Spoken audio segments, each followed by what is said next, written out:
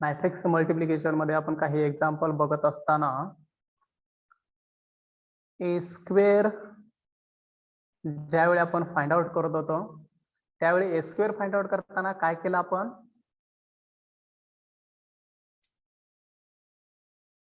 ए square ची value आपण find out केली होती. त्यासाठी काय केलं आपण, ए इंटू ए केलं. बरोबर आहे. ए स्क्वेअर म्हणजे ए मॅट्रिक्सचा स्क्वेअर, डायरेक्ट त्या मॅट्रिक्सचा स्क्वेअर घ्यायचा नाही आपल्याला. आपण त्यासाठी काय करणार, ए स्क्वेअरला ए इंटू ए आणि पण त्यानंतर मग दोन मॅट्रिक्सचा जो प्रॉडक्ट होता तो प्रॉडक्ट आपण सॉल्व्ह करत होतो. आता अजून एक एक्झाम्पल बघूया. बघा, एक क्वेश्चन लिहून घ्या. इफ जो ऑलरेडी एक पार्ट त्यातला झालेला आहे आपला, ए इक्वल टू 2 4 4 4 2 4 आणि 4 4 2. सर दिले की हे तुम्ही सोडवून? हो, मी तेच सांगितलं, एक पार्ट त्यातला झालेला आहे. If A equal to this matrix then, लिहून घ्या, देन क्वेश्चन कशा पद्धतीने अजून ही विचारला जातो बघा. देन फाइंड, बऱ्यापैकी क्वेश्चन या पद्धतीने विचारला जातो. A square minus 8a then find A square minus 8a. या पद्धतीनं तो क्वेश्चन विचारला जातो. आपण लास्ट लेक्चरला त्यातील ए स्क्वेअर ऑलरेडी फाइंड आउट केलेला आहे. तो कशा पद्धतीनं फाइंड आउट करायचा ते आपण ए इंटू ए या स्ट्रक्चर वरूनही बघितलेलं आहे.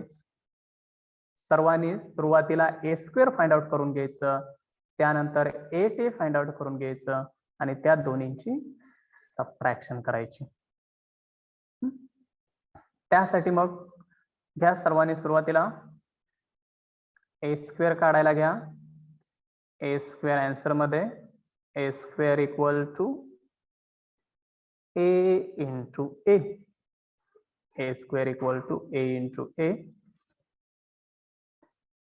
विच इज इक्वल टू, आता मॅट्रिक्स घेतोय, सर्वांनी तो मॅट्रिक्स लिहा जे ऑलरेडी आपण सॉल्व्ह केलेला आहे. तेच एक्झाम्पल ए स्क्वेअर साठी आपण परत सॉल्व्ह करतोय. सर्वांनी व्यवस्थित इंटू ए म्हणजे 2 4 4, तोच मॅट्रिक्स पुढे लिहायचा आहे आपल्याला, 4 4 2.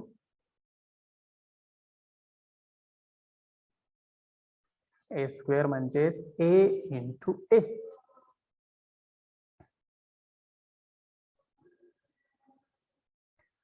आणि आता त्यांची मल्टिप्लिकेशन करूया. मल्टिप्लिकेशन करताना फर्स्ट मॅट्रिक्सचे आपण रो बघायचे आणि सेकंड मॅट्रिक्सचे कॉलम बघायचे, जेणेकरून आपल्याला त्या रो आणि कॉलमची मल्टिप्लिकेशन करता येईल. त्यानुसारच आपल्याला ते एक्झाम्पल सॉल्व्ह करायचं असतं. एक स्ट्रक्चर लक्षात ठेवायचं, पहिल्या मॅट्रिक्सचे रो, दुसऱ्या मॅट्रिक्सचे कॉलम. आता त्यामधील मी सुरुवातीला पहिला रो बघतो, हा पहिला रो, या रो न या पहिल्या कॉलमला मल्टिप्लाय करूया. सांगा, फर्स्ट रो फर्स्ट कॉलम या पद्धतीने मल्टिप्लाय करायचे. त्या फर्स्ट रोचे 3 एलिमेंट फर्स्ट कॉलमच्या या 3 एलिमेंटला मल्टिप्लाय.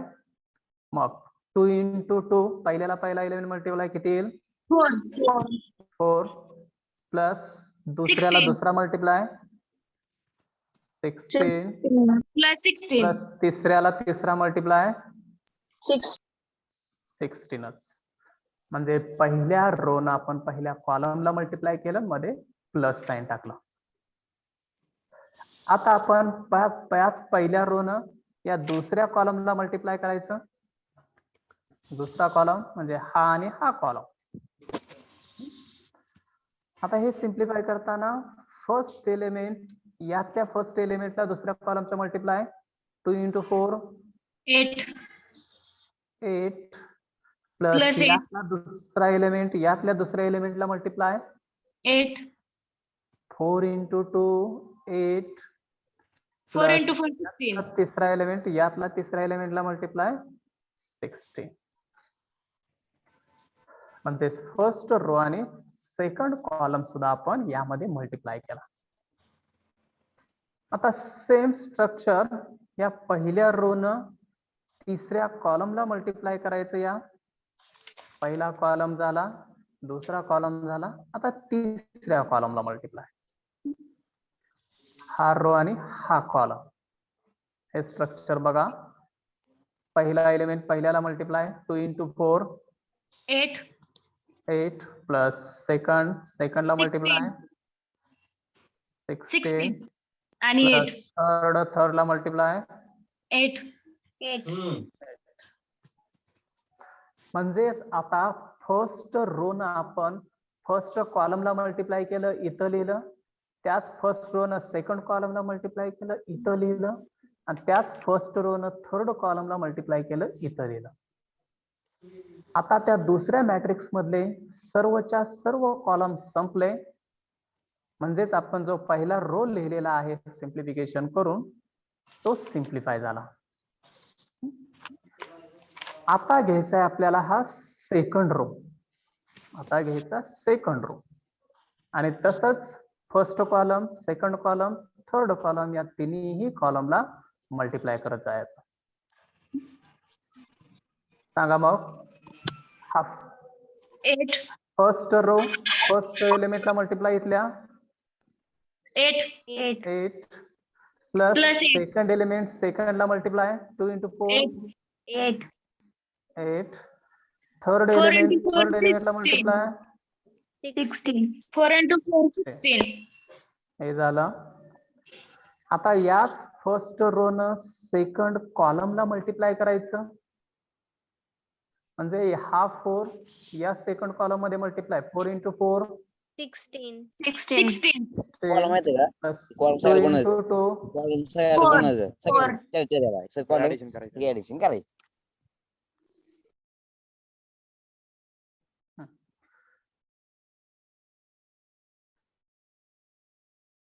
2 into 2 4 झालं. प्लस थर्ड एलिमेंट थर्डला मल्टिप्लाय 4 4 into into 4 4 16. 16 झालं.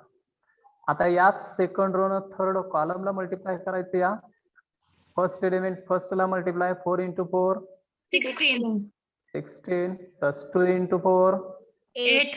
8 आणि 8. 4 into 2 8. 8 म्हणजे सेकंड एलिमेंट ही झाला. आता राहिला थर्ड रो आहे. थर्ड रो ने या तिन्ही कॉलमला मल्टिप्लाय करायचे आहेत आपल्याला. सांगा फर्स्ट एलिमेंट फर्स्टला multiply 4 into 2 8. 8 4 into 4 16. 16 plus 2 into 4 8. 8 त्यानंतर सेकंड रो आणि थर्ड रो आणि second column 4 into 4 16. 16 plus 4 into 2 8. 8 आणि प्लस 2 into 4 8. 8. आता राहिलं थर्ड रो आणि थर्ड कॉलमला मल्टिप्लिकेशन 4 into 4 16. 16 4 into 4 16. 16च आणि 2 into 2 4. म्हणजेच आपल्याला पहिल्या मॅट्रिक्स ए दुसरा सुद्धा मॅट्रिक्स एच आहे. ते ए मॅट्रिक्स ने ए मॅट्रिक्सला 3/3 दोन्ही ही मॅट्रिक्स आहेत मल्टिप्लाय करताना पहिल्या रो न त्या पहिल्या रो न तिन्ही कॉलमला मल्टिप्लाय केलं, इथं लिहिलं.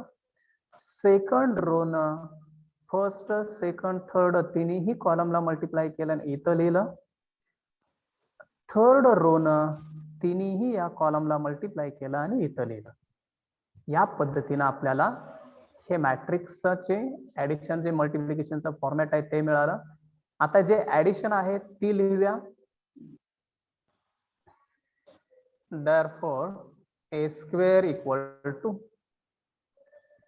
सांगा ऍडिशन यांची आता 36 4 प्लस पहिल्याची 16 प्लस 16 पहिली व्हॅल्यू 36 36 दुसरी व्हॅल्यू 32 32 तिसरी व्हॅल्यू 32 हे काय कॅल्क्युलेट वरती ऍडिशन करायचे ही व्हॅल्यू चौथी 32 पाचवी 36 सहावी 32 सातवी 32 आठवी 32 आणि नववी 36 ओके या पद्धतीने आपल्याला ए स्क्वेअर मॅट्रिक्स मिळेल 32 सॉरी 36 32 32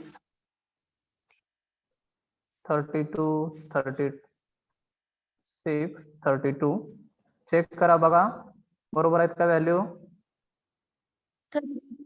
32 36 बरोबर आहे सर.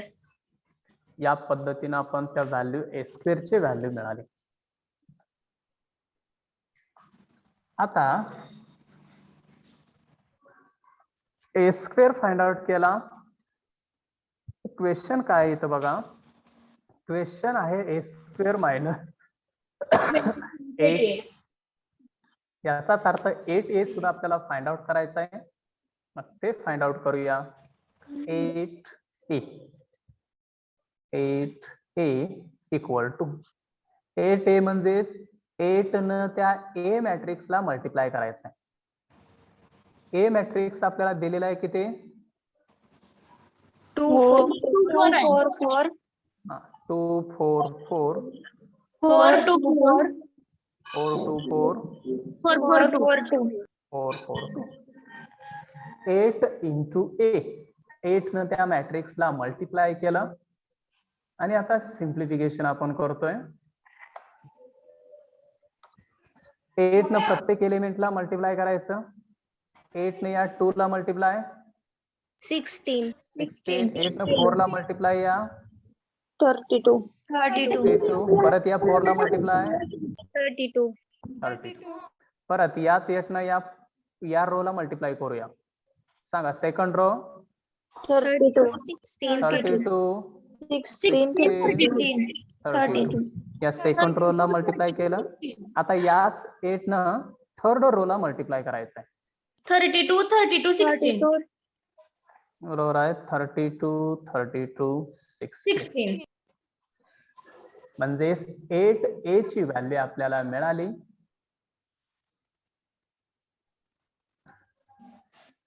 आता सिंप्लिफिकेशन राहिलं आपलं ए स्क्वेअर मायनस 8a ही व्हॅल्यू आपल्याला काढायची.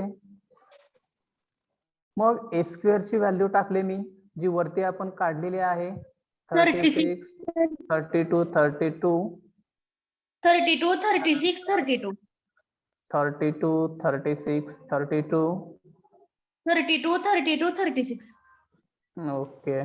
ही ए स्क्वेअर ची व्हॅल्यू मायनस 8a ची व्हॅल्यू आत्ताच काढली आपण इथं ती व्हॅल्यू टाकूया 32 16 32 32 32 16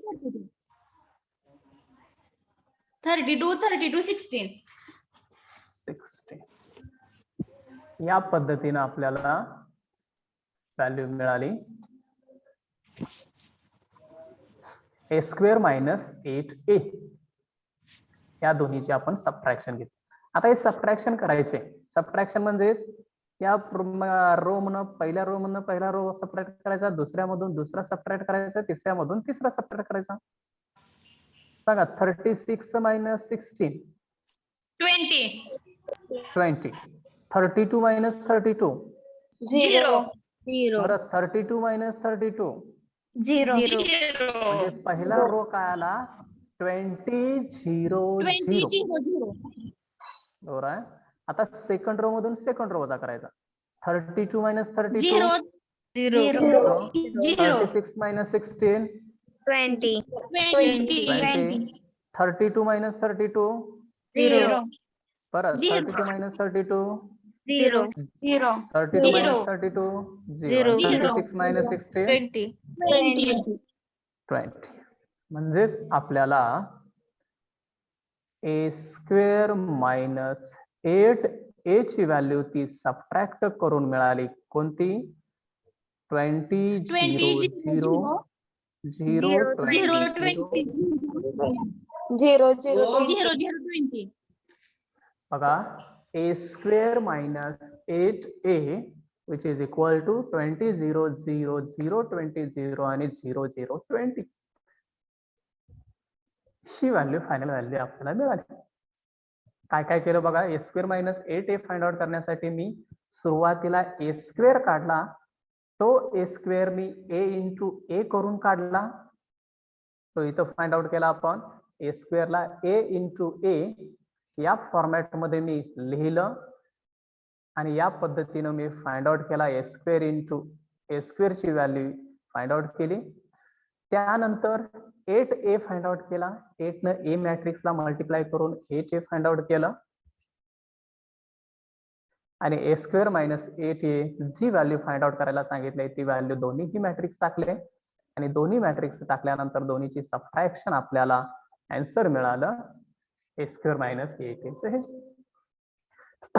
आता ऍक्च्युअली हा मॅट्रिक्स कोणता मॅट्रिक्स दिसतो तर एक मिनिट पहिले पेज दाखवा. ठीक आहे तोपर्यंत मग ए स्क्वेअर मायनस 8a हा जो मॅट्रिक्स मिळालेला आहे तुम्हाला आयडेंटिटी मॅट्रिक्स आयडेंटिटी मॅट्रिक्सला डायगोनल कसे असतात स्केलर मॅट्रिक्स बरोबर आहे. हा मॅट्रिक्स म्हणजेच स्केलार मॅट्रिक्स मिळालाय आपल्याला. स्केलार मॅट्रिक्सला काय असतं डायगोनलचे हे जे एलिमेंट असतात ते सेम असतात आणि जर डायगोनल एलिमेंटचे एलिमेंट जर 1 1 1 असतील तर त्याला आपण आयडेंटिटी मॅट्रिक्स म्हटलं असतं. पण इथं 1 1 आहे का नाही. 1 1 1 हे सोडून दुसरे कोणतेही एलिमेंट जर असतील तर आपण त्याला स्केलर मॅट्रिक्स म्हणतो. मॅट्रिक्स म्हणतो. काही वेळा क्वेश्चन मध्ये याच क्वेश्चन मध्ये विचारलं जातं if a equal to matrix then show that a square minus 8a is a scalar matrix. Question विचारला जातो बघा खाली लिहा वाटल्यास क्वेश्चन म्हणून खाली असा याचाच question if a equal to matrix 2 4 4 4 2 4 and 4 4 2 then show that a square minus 8a is scalar matrix. अशा पद्धतीनेही तो क्वेश्चन विचारला जातो. त्यावेळीही आपण ते हेच करणार आहे ए स्क्वेअर मायनस 8a ही व्हॅल्यू काढायची आणि काढल्यानंतर आपल्याला हे दिसतेच ऑटोमॅटिक हे 20 20 20 डायगोनल आलंय म्हणजेच हा स्केलारच मॅट्रिक्स आहे. त्यामुळं हे लिहिल्यानंतर ही value A square minus 8a ची आल्यानंतर डायरेक्ट तुम्ही लिहिणार therefore a square minus 8a is a scalar matrix. शोधायचे टर्म असेल तर ते आपण त्या पद्धतीने लिहायचं आहे फक्त. बाकी यामध्ये दुसरे चेक करत बसायची काहीच गरज नाही कारण ऑलरेडी आपल्याला मॅट्रिक्स तो त्या फॉर्मॅट मध्येच दिसतोय. आलं लक्षात सर्वांच्या हो सर. हा कुणाचं राहिलेलं आहे लिहायचं राहिलेलं आहे हे झालेलं आहे का ए स्क्वेअर तर पहिले पेज दाखवायचं. हा इथूनच स्टार्ट आहे. ए स्क्वेअर पहिले व्हॅल्यू काढायची आहे सायमल्टेनियस लिहित चला तुम्ही.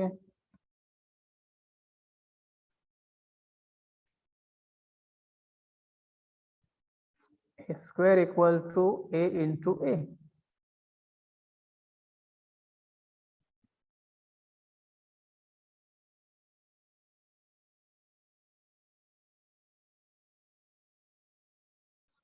लिहित चला वही मध्ये सायमल्टेनियस.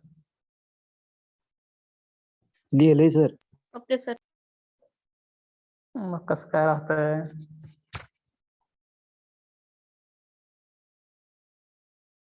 सर हे असाइनमेंट त्रास- नोट लिहायचंय. काय झालं?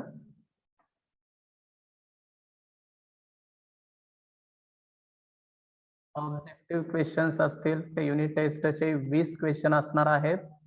ते 20 क्वेश्चन ऑब्जेक्टिव्हचे पहिला क्वेश्चन वाचायचा व्यवस्थित, त्याच्या खाली 4 ऑप्शन दिले जातील. जो ऑप्शन बरोबर असेल त्याला तुम्ही क्लिक करा.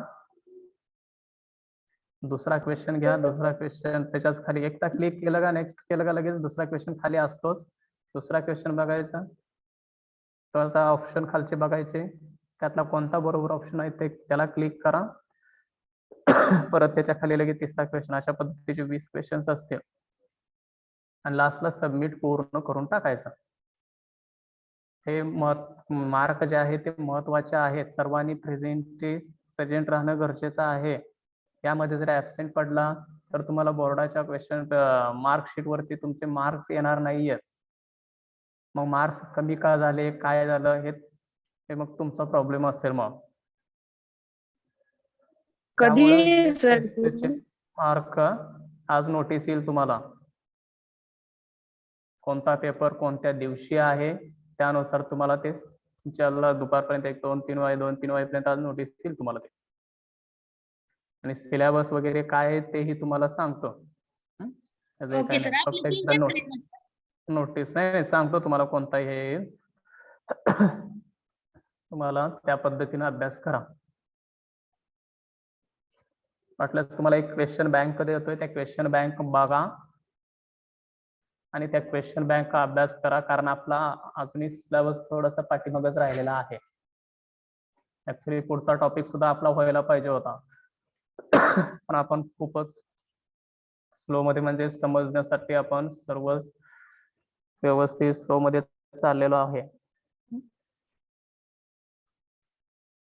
त्यामुळे पुढच्या टॉपिकचे सुद्धा काही ऑब्जेक्टिव्ह असतील, पण ते ऑब्जेक्टिव्ह तुम्हाला आन्सर सहित तुम्हाला सुरुवातीलाच देतोय. त्याच्यानुसार ते बघा आणि ते आन्सरच तुम्ही त्या क्वेश्चन पेपर मध्ये क्लिक करत चला. येतं लक्षात? हो सर. करा, म्हणजे कारण हे कसं आहे, हे मार्क्स महत्वाचे आहेत तुमचे. 20 मार्कापैकी हे जे मार्क्स पडणार आहेत तुमचे, बरं 100 पैकी मार्क पडायला तुम्हाला मग अडचण येणार. 100 पैकी काय जणाला 100 सुद्धा पडू शकतात. मग 100 पैकी 100 पडायला तुमचे इथं 20 पैकी 20 पडणं गरजेचं आहे. किंवा ज्याला पास व्हायचं आहे त्याला इथं थोडेफार मार्क्स असतील तर बोर्डाच्या मेन एक्झामला मग त्यांना थोडेफार तिथं कमी पडले तरी चालतील, पण ते हे दोन्ही मिक्स करून तिथं तुमचे मार्क्स कव्हर होतील. त्यामुळं याचाही हे महत्वाचं आहे. त्यासाठी क्वेश्चन बँक ही तुम्हाला समोरपर्यंत सेंड करतो. त्या क्वेश्चन बँक ही बघा. त्या क्वेश्चन बँक मधलेच क्वेश्चन पहिल्या युनिट टेस्ट साठी आपण विचारतोय. जरी तुम्हाला एखादा टॉपिक पुढचा टॉपिक मधला राहिलेला असेल तरी सुद्धा तुम्हाला क्वेश्चन बँक दिल्यावर काय अडचण येणार नाही की.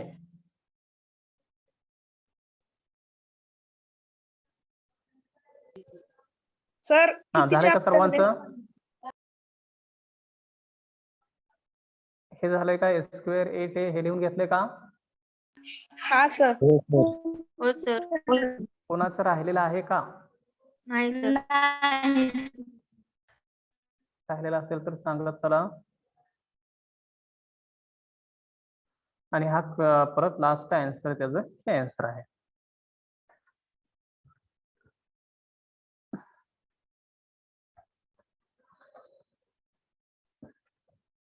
ठीक आहे, नेक्स्ट क्वेश्चन लिहून घ्या. Find x Y Z.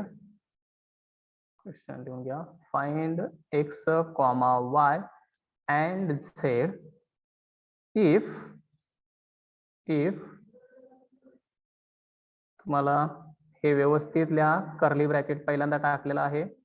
1 3 2 2 0 1 3 1 2 हा एक matrix plus 2 into matrix 3 0 2 1 4 5 210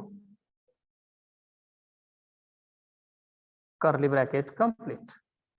curly ब्रॅकेटच्या बाहेर एक मॅट्रिक्स आहे 1 2 3 आणि विच इज इक्वल टू आहे matrix X Y Z which is equal to x y z. Question व्यवस्थित लिहून घ्या.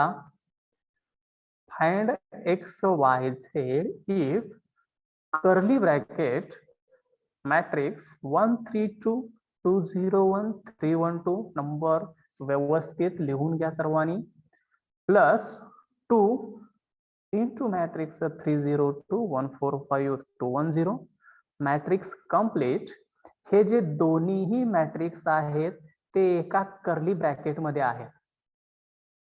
बरोबर आहे. हे दोन मॅट्रिक्स एका कर्ली ब्रॅकेट मध्ये आहेत. म्हणजे हे सुरुवातीला हे दोन मॅट्रिक्स सॉल्व्ह करायचे असतात तुम्हाला एक ब्रॅकेट सॉल्व्ह करण्यासाठी. आणि ज्यावेळी हे सिम्प्लिफिकेशन तुम्ही हे दोन मॅट्रिक्सचं कराल ब्रॅकेट मधलं त्यावेळी तुम्हाला एकच मॅट्रिक्स कोणता तरी मिळणार आहे ऍडिशन केल्यानंतर. आणि एक मॅट्रिक्स जो कर्ली ब्रॅकेट मध्ये आलेला आहे त्या मॅट्रिक्सला आपल्याला या कर्ली ब्रॅकेटच्या बाहेर एक मॅट्रिक्स आहे बघा 1 2 3 कॉलम मॅट्रिक्स. म्हणजे या ब्रॅकेट मधल्या ऍडिशन केल्यानंतर आलेल्या मॅट्रिक्सला आपल्याला ह्या 1 2 3 मॅट्रिक्सनं मल्टिप्लाय करायचं आणि हे मल्टिप्लाय केल्यानंतर इथं आपल्याला शेवटी त्याचं आन्सर येणार आहे. आता ते करून बघूया सिम्प्लिफिकेशन.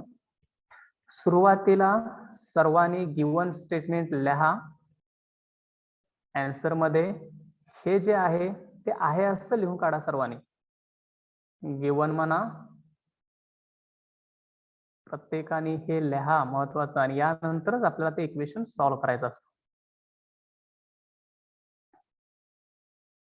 हा मॅट्रिक्स प्लस 2 इंटू हा matrix curly bracket complete into हे matrix equal to X Y Z.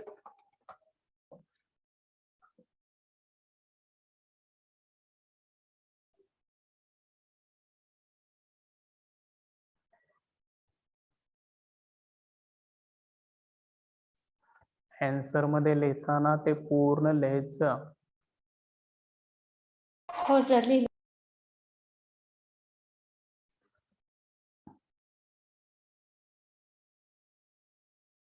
सर्वांनी लिहिलेलं आहे का? हो सर. आलंय. आपली जी बोर्डमास कन्सेप्ट आहे मॅथ्स सॉल्व्ह करण्याचे एक्झाम्पल कॅल्क्युलेशन साठी त्यामध्ये काय असतं सुरुवातीला ब्रॅकेट असतो. बोर्डमासचा अर्थ पहिल्यांदा ब्रॅकेट आणि त्यानंतर मग पुढं मल्टिप्लिकेशन परत ऍडिशन या पद्धतीने लास्टला सबट्रॅक्शन या पद्धतीने आपण करतोय. त्यासाठी इथं ब्रॅकेट कुठं आलाय हो? हा ब्रॅकेट आहे बघा. हे एक ब्रॅकेट आहे ना हा एक ब्रॅकेट. म्हणजेच आपल्याला सुरुवातीला हा ब्रॅकेट सॉल्व्ह करावा लागेल.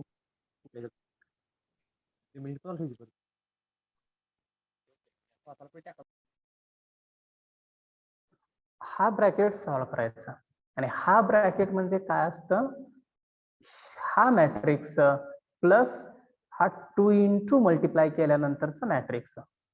म्हणजे सुरुवातीला ब्रॅकेट सॉल्व्ह करताना हे 2 ना आतमध्ये मल्टिप्लाय करूया म्हणजे हे 2 निघून गेल्यानंतर ह्या दोन मॅट्रिक्सची ऍडिशन होणार आपले. त्यासाठी ब्रॅकेट सॉल्व्ह करताना विच इज देअरफॉर म्हणायचं इक्वल टू ऑलरेडी इथं आहे त्यामुळे परत या साईडला इक्वल टू घ्यायचं नाही. तर देअरफॉर कर्ली ब्रॅकेट टाका. पहिला मॅट्रिक्स 1 3 2 2 0 1 3 1 2 हे आहे असं टाकलं.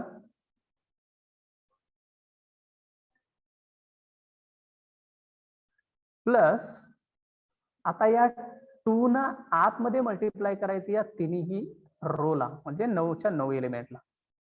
सांगा ऍड मल्टिप्लिकेशन करून 2 इंटू 3 6 6 2 इंटू 0 0 0 2 इंटू 2 4 म्हणजे Four. पहिला रो आपल्याला मिळाला 604. परत दुसऱ्या रोला 2 न मल्टिप्लाय करा. 2 into 1 2, 2 into 4 8, 2 into 5 10. 10. तसंच तिसऱ्या रोला 2 न मल्टिप्लाय करायचं. 2 2 into into 2 4. 4, 2 into 1 0. 2 sir. 2 आणि 2 into 0 0. 0. Curly bracket complete. 2 न मल्टिप्लाय फक्त या स्टेपला काय केलं आपण, फक्त 2 न त्या मल्टिप्लाय केले स्केलार मल्टिप्लिकेशनच्या रूल नुसार. बाकी आहे असं लिहायचं. हे 1 2 3 कर्ली ब्रॅकेटच्या बाहेरचं आहे असं, विच इज इक्वल टू हे एक्स वाय झेड हा कॉलम मॅट्रिक्स हे आहे असा पुढं. फक्त आपण केलं काय, 2 न मल्टिप्लाय केलं. आता हा जो ब्रॅकेट आहे, हा ब्रॅकेट जो आहे हे आणि हे, यामध्ये जो ब्रॅकेट आहे या ब्रॅकेट मध्ये 2 मॅट्रिक्स आलेले आणि 2 मॅट्रिक्सच्या बाहेर आता काहीच नाहीये. म्हणजे कॉन्स्टंट कुठला मल्टिप्लाय वगैरे त्याला नाहीये. म्हणजे या 2 मॅट्रिक्सचे आपल्याला डायरेक्ट ऍडिशन करता येते. काय होईल ऍडिशन सांगा बघू इथं. 1 plus 6, 3 plus 0, 3 2 plus 4, 6 sir. 2 plus 2, 4. 0 plus 8, 8. 1 plus 10, 11. 3 plus 4, 7. 1 plus 2, 3. 2 plus 0. 2. या पद्धतीनं आता नेक्स्ट स्टेपला आपल्याला त्या दोन्हीची ऍडिशन लिहायचे. म्हणजे देअरफॉर ऍडिशन केलेली ऍडिशन सांगा. आताच मी सांगितलेलं तुम्हाला. 7 3 6 7 7 3 6 4 8 11 4 4 8 11 7 3 2. 7 3 2. काय केलं, 2 मॅट्रिक्सची इथली ऍडिशन लिहिली इथं. हे जे 2 मॅट्रिक्स होते या 2 मॅट्रिक्सची ऍडिशन लिहिली. आता एकच मॅट्रिक्स मिळालाय ब्रॅकेटमध्ये, त्यामुळे ब्रॅकेट आता तुम्हाला लिहायची काही गरज नाहीये, कारण मॅट्रिक्स हा एकच मॅट्रिक्स आहे. आणि मॅट्रिक्स त्या ब्रॅकेटच्या बाहेर काय कोणता मॅट्रिक्स आहे. 1 2 3. 1 2 3. 1 2 3. तो त्याच्या पुढे लिहा.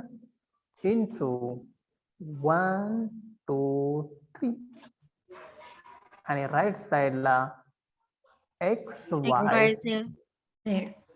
राईट साइडला आहे असंच. 1 2 3 सुद्धा आहे असंच. फक्त ब्रॅकेट निघून गेला कशामुळं, कारण ब्रॅकेट मध्ये 2 मॅट्रिक्स होते म्हणून ब्रॅकेट टाकला होता. आता 2 मॅट्रिक्सचे ऍडिशन केल्यानंतर एकच मॅट्रिक्स मिळाला, त्यामुळे तो ब्रॅकेट निघून गेला. आता हा मॅट्रिक्स आणि हा मॅट्रिक्स या दोन्हीच्या मध्ये साइन कोणता असेल हो. मायनस मल्टिप्लिकेशनचं साइन असेल, Multiplication. कारण काय नाही म्हणजे तिथं मल्टिप्लिकेशनचं इथं साइन असतं. प्लस मायनस जर असेल तर इथं ऑलरेडी दिलं जातं प्लस आहे का मायनस आहे, पण साइन कोणतं नसेल तर मल्टिप्लिकेशनचं साइन असतं. सिम्प्लिफाय करूया आपण आता. First row first column multiply. 7 into 1. 7 आता मल्टिप्लिकेशनचा रूल घ्यायचा आपल्याला. 3 into 2. 6 6 into 3. 18. 18. बरोबर आहे. फर्स्ट रो न फर्स्ट कॉलमला मल्टिप्लाय केलं. आता इथं दुसरा कॉलम आहे का, नाही. म्हणजे आता पहिल्या रोला आपण जे एलिमेंट लिहिणार आहे ते संपले, एकच एलिमेंट लिहायचं आहे. आता दुसऱ्या रो न पहिल्या कॉलमला इथं मल्टिप्लाय करायचं. दुसरा रो पहिला कॉलम, त्यामध्ये आता 4 न 1 ला मल्टिप्लाय, 4 प्लस 8 न 2 ला मल्टिप्लाय, 16 प्लस तिसऱ्या एलिमेंट न तिसऱ्याला मल्टिप्लाय, 22 33. 33.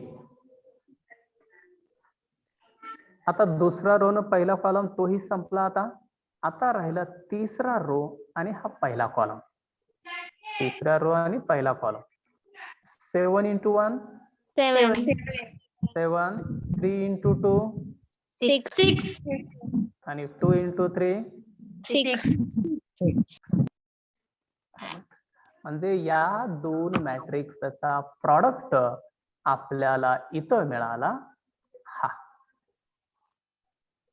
आणि इक्वल टू उजव्या साईडला जे आहे ते आहे असं ठेवलं. एक्स वाय झेड उजव्या साईडला आहे असंच.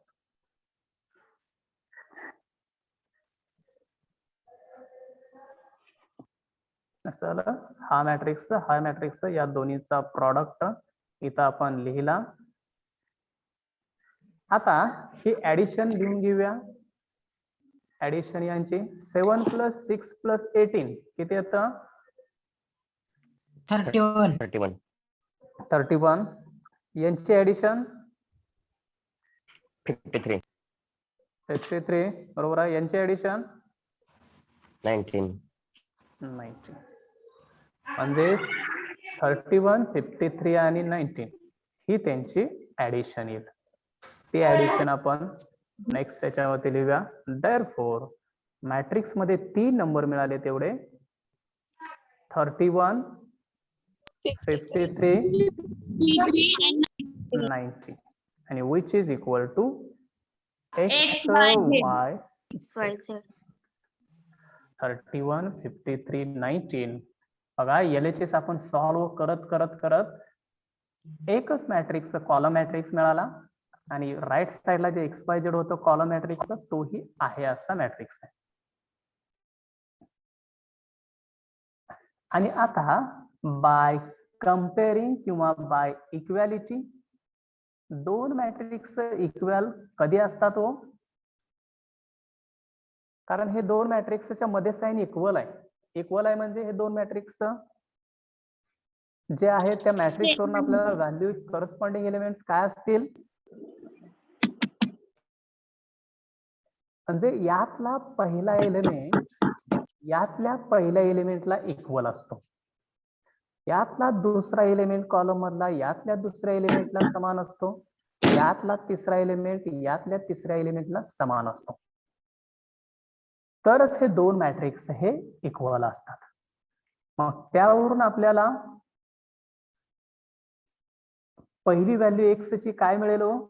X equal to 31. Y equal to काय मिळेल? 53. आणि झेड इक्वल टू काय मिळेल? 9. आणि हे आपलं जे विचारलं होतं ते सोल्युशन 31, 53, 90 हे त्याचं solution.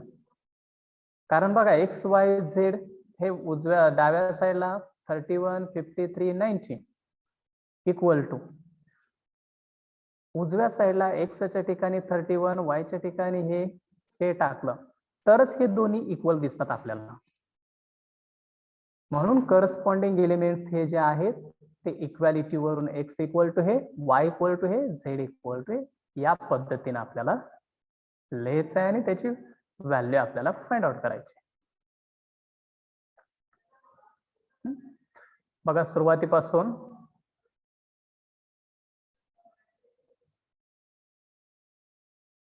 Find x Y Z if दिलेलं इक्वेशन होतं. त्या इक्वेशन मध्ये मी काय केलं?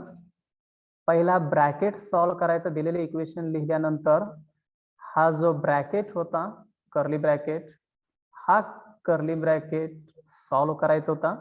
मग हा सॉल्व्ह करत असताना दोन मॅट्रिक्सचे ऍडिशन आहे. पण हे मॅट्रिक्सच्या ऍडिशनच्या अगोदर हे 2 एक बाहेर आहे त्यामुळे डायरेक्ट आपल्याला ऍडिशन करता येत नाही. म्हणून 2 न या मॅट्रिक्सला सुरुवातीला मल्टिप्लाय करून घेतलं आणि इथं मिळालं.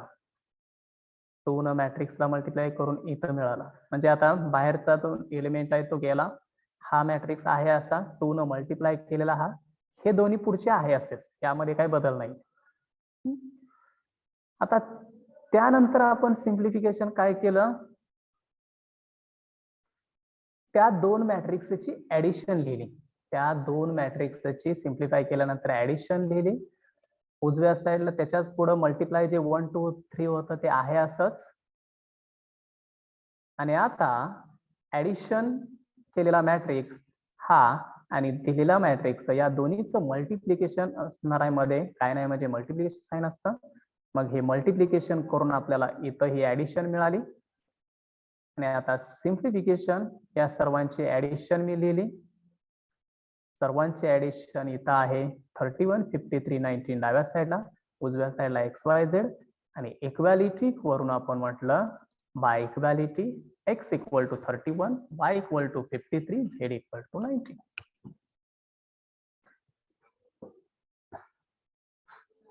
समजलं सर्वांना हे?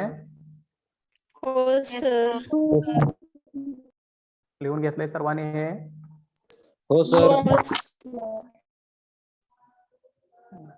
ठीक आहे. अजून एक एक्झाम्पल तुम्ही त्याच पद्धतीने देतोय, सॉल्व्ह करा लगेच. सॉल्व्ह करा. फाइंड x अँड y, दोन व्हॅल्यू फाइंड आउट करायचे तिथं. आता if curly bracket 4 into matrix 1 2 0 2 minus 1 3 minus 2 into matrix 1 3 minus 1 2 minus 3 4, curly bracket complete. त्याच्या पुढे एक मॅट्रिक्स आहे 2 0 minus 1 which is equal to x y matrix.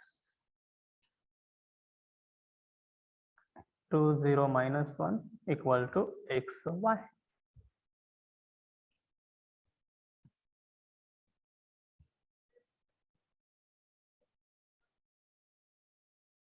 हा क्वेश्चन आहे, आपल्याला एक्स वाय फाइंड आउट करायचं आहे. सर्वांनी सुरुवातीला दिलेला मॅट्रिक्सचे इक्वेशन जे आहे ते आहे असं लिहून काढा आन्सर मध्ये. आन्सर मध्ये आहे असा ब्रॅकेट मॅट्रिक्स ते सर्व लिहून काढा.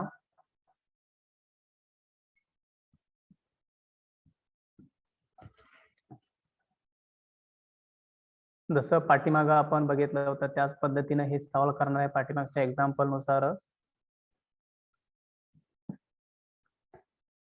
म्हणजे सुरुवातीला हा जो ब्रॅकेट असतो तो ब्रॅकेट सॉल्व्ह करायचा असतो. आणि तो ब्रॅकेट सॉल्व्ह करत असताना या मॅट्रिक्सच्या बाहेर हे 2 आहे, इथं 4 आहे. हे आपल्याला मॅट्रिक्सच्या बाहेर नको आहे कारण ते सबट्रॅक्शन त्याच्यावरून डायरेक्ट होत नाहीये. म्हणून या 4 न आतमध्ये इथं मल्टिप्लाय करायचं, 2 न इथं आतमध्ये मल्टिप्लाय करायचं आणि त्यानंतर आपण त्याची सबट्रॅक्शन करूया. बघा, therefore 4 न मल्टिप्लाय करून घेऊया. 4 into 1 4, 4 into 2 8 आणि 4 into 0 0. परत 4 into 2 8, 4 into -1 4 -4 आणि 4 into 3 12. आता इथं मल्टिप्लाय करताना सर्वात बऱ्याच जणांच्या चुका इथंच होत आहेत बघा. हे जे वरचं मायनस आहे ते मायनस इथं आहे असं द्या तुम्ही, आणि मायनस घेतल्यामुळं फक्त इथं +2 राहतोय.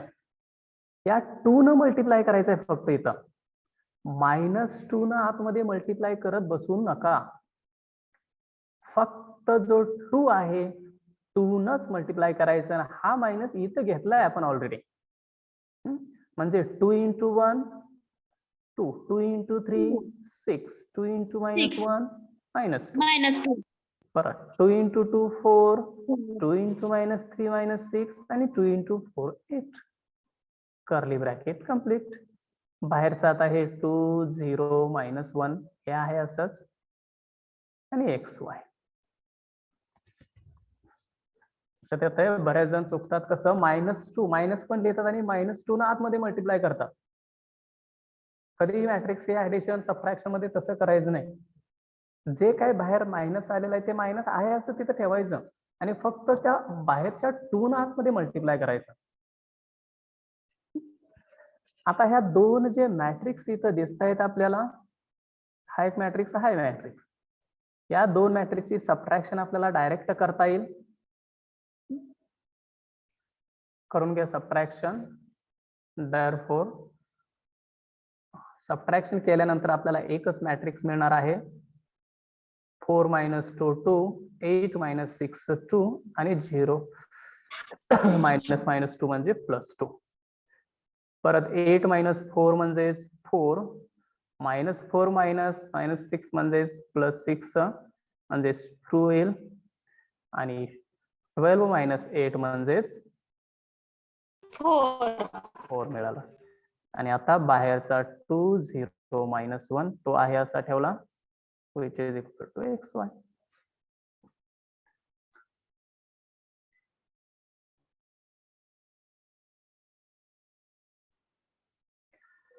मल्टिप्लाय करून घेऊया. First row first column multiplication. 2 × 2 4 2 × 0 0 0 2 × -1 -2 -2. आता सेकंड रो न फर्स्ट कॉलमला मल्टिप्लाय.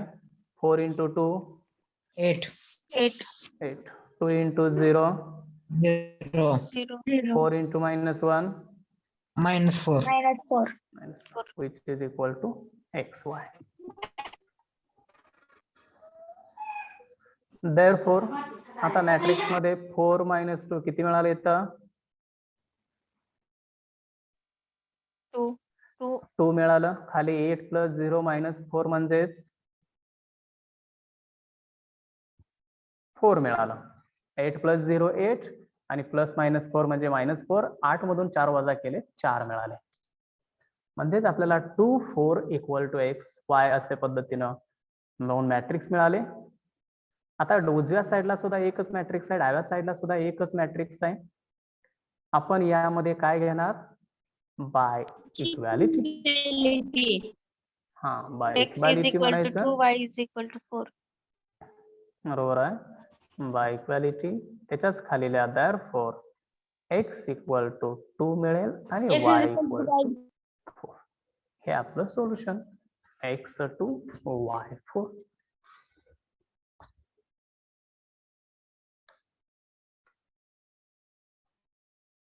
सर रिपीट करता? ओके.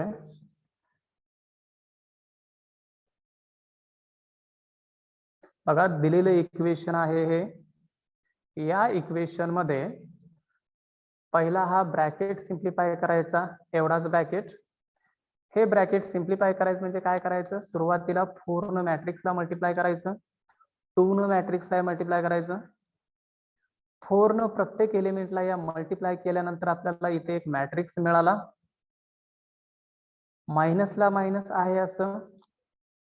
याच 2 न परत या पूर्ण मॅट्रिक्सला मल्टिप्लाय केलं, आपल्याला इथे एक मॅट्रिक्स मिळाला. 2 ने या मॅट्रिक्सला मल्टिप्लाय इथं, 4 ने या मॅट्रिक्सला मल्टिप्लाय इथं. पुढच्या दोन व्हॅल्यू ज्या आहेत ह्या आहे असे. यामध्ये काय आपण बदल करतोय का? अजून नाही करत आपण. आता ह्या दोन मॅट्रिक्सची सबट्रॅक्शन घ्यायची, म्हणजे 4 - 2 2 येणार, 8 - 6 म्हणजे 2, 0 - -2 म्हणजे +2, 8 - 4 4, -4 - -6 म्हणजे 2 आणि 12 - 8 म्हणजे 4. ते आपण इथं लिहिलं. ही सबट्रॅक्शन आता सांगितलेली ती इथं आहे. पुढची व्हॅल्यू 2 0 -1 आहे.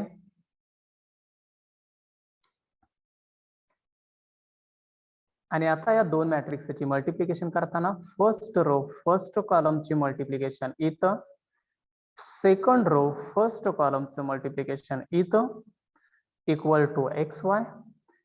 हे दोन्ही ऍडिशन सबट्रॅक्शन करून इथं 2 4 मिळालं, उजव्या साईडला xy मिळालं.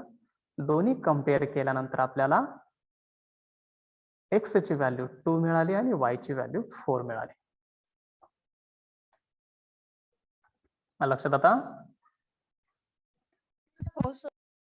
हो सर. ठीक आहे. Yes sir. राहिलेला पार्ट जो आहे तो आपण काही एक्झाम्पल सॉल्व्ह करायला देतोय.